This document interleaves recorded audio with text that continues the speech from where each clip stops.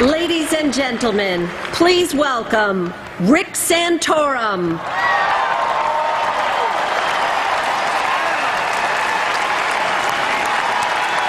Thank you.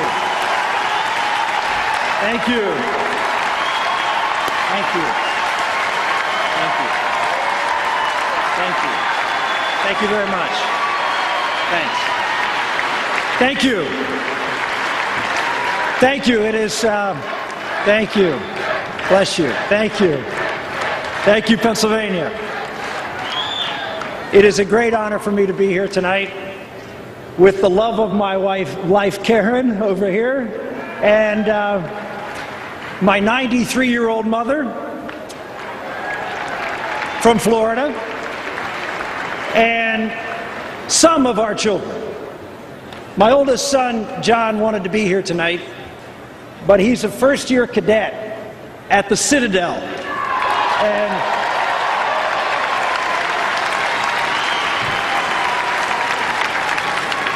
so I just want to say to you, John, proud of you, son. Thank you. I am a first-generation American.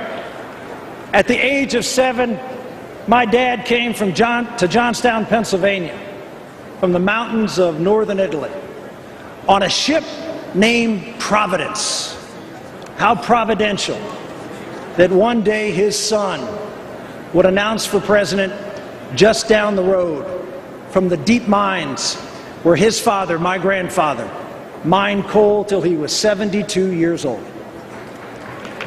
When my grandfather died, I remembered as a kid kneeling at his casket and not being able to take my eyes off his thick, strong hands. Hands that dug his path in life and gave his family a chance at living the American dream. Working the mines may not have been the dream he ever dreamed. I never dared to ask him. But I think his answer would have been that America gave him more than he had ever hoped. America believed in him. That's why he believed in America.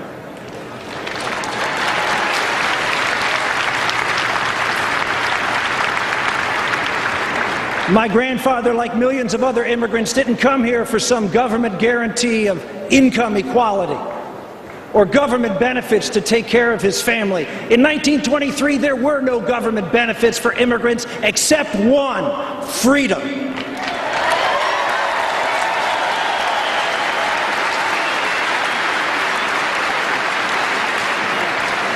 Under President Obama, the dream of freedom and opportunity has become a nightmare of dependency, with almost half of America receiving some sort of government assistance. It's no surprise fewer and fewer Americans are achieving their dreams, and more parents are concerned their children won't realize theirs. President Obama spent 4 years and borrowed $5 trillion trying to convince you that he can make things better for you, to put your trust in him and the government to take care of every problem. The result? Massive debt, anemic growth, and millions more unemployed. The president's plan didn't work for America because that's not how America works. In America, we believe in freedom and the responsibility that comes with it to work hard to make the dream of reaching our God-given potential come true. We believe it because it still works. Even today, graduate from high school, work hard, and get married before you have children, and the chance you will ever be in poverty is just 2%. Yet, if you don't do these three things, you're 38 times more likely to end up in poverty. We understand many Americans don't succeed because the family that should be there to guide them and serve as the first rung on the ladder of success isn't there or is badly broken. The fact is that marriage is disappearing in places where government dependency is the highest. Most single mothers do a heroic work and an amazing job raising their children.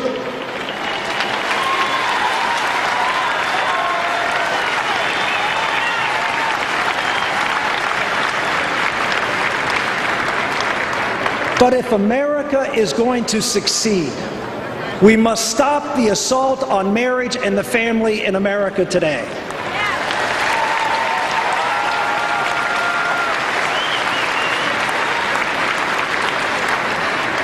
From lowering taxes to reforming social programs, Mitt Romney and Paul Ryan are dedicated to restoring the home where married moms and dads are pillars of strong communities, raising good citizens in our neighborhoods.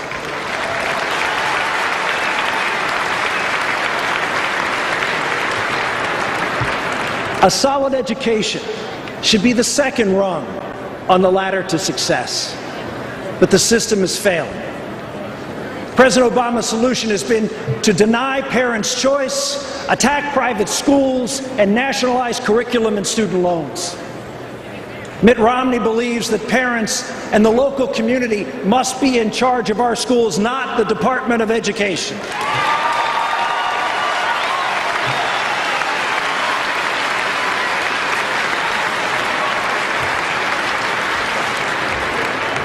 Yet we all know there is one key to success that has helped people overcome even the greatest of obstacles: hard work. That's why work was the centerpiece of the bipartisan welfare reform law. Requiring work as a condition for receiving welfare succeeded. And not just because the welfare rolls were cut in half, but because employment went up, poverty went down, and dreams were realized. It's a sturdy ladder of success that is built with healthy families, education, and hard work.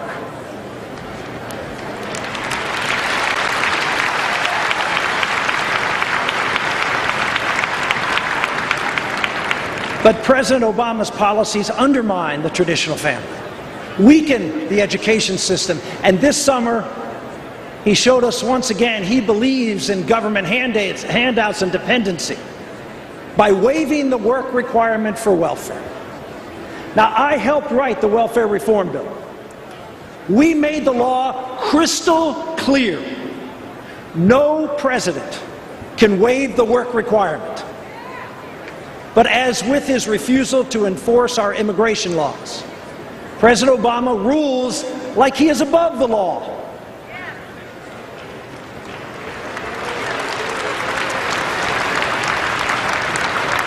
Americans, take heed. When a president can simply give a speech or write a memo and change the law to do what the law says he cannot do, we will no longer be a republic.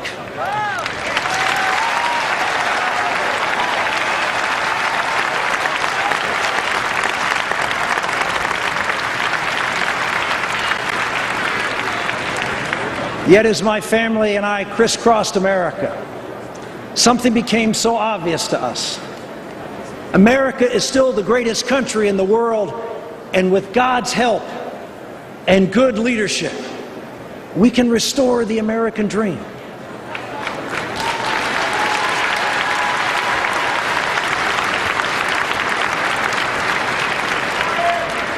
Why? Because I held its hand. I shook the hand of the American dream, and it has a strong grip. I shook the hands of farmers and ranchers who made America the breadbasket of the world, hands weathered and worn and proud of it. I grasped the dirty hands with scars that come from years of labor in the oil and gas fields, mines and mills, hands that power and build America and are stewards of the abundant resources that God has given us. I've gripped hands that work in restaurants and hotels, hospitals, banks, and grocery stores. Hands that serve and care for all of us. I clasped hands of men and women in uniform and their families. Hands that sacrifice and risk all to protect and keep us free. And hands that pray for their safe return home.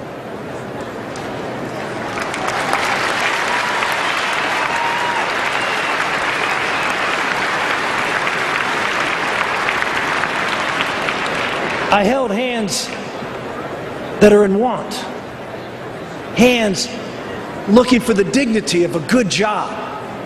Hands growing weary of not finding one, but refusing to give up hope. And finally, I cradled the hands, the little broken hands of the disabled. Hands that struggle, hands that bring pain, hands that ennoble us and bring great joy. They came to see us. Oh, did they come to see us when they found out that Karen and I were blessed with caring for someone special too, our Bella.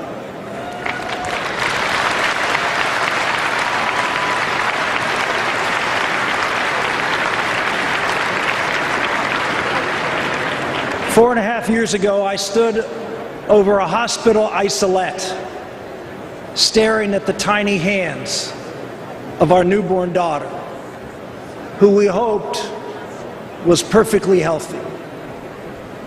But Bella's hands were just a little different, and I knew different wasn't good news.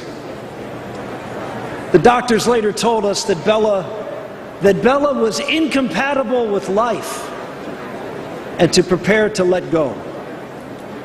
They said even if she did survive, her disabilities would be so severe that Bella would not have a life worth living. We didn't let go.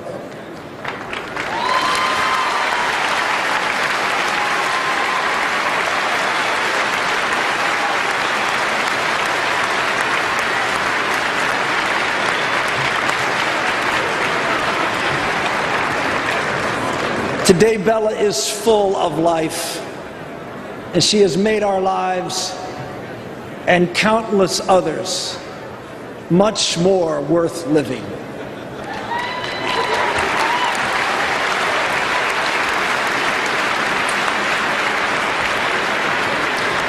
I thank God that America still has one party that reaches out their hands in love to lift up all of God's children, born and unborn.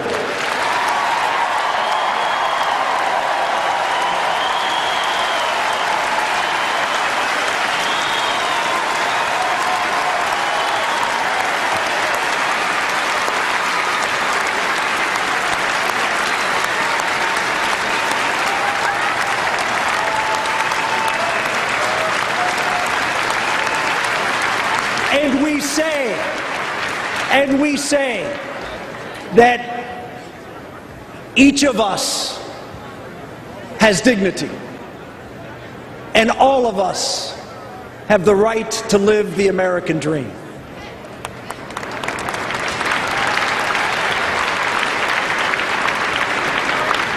And we also say that without you,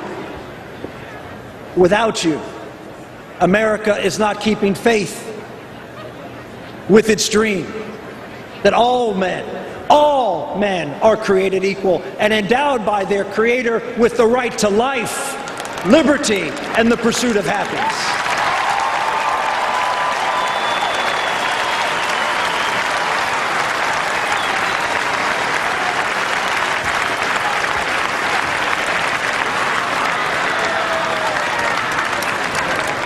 Ladies and gentlemen, you know we are stewards of a great inheritance.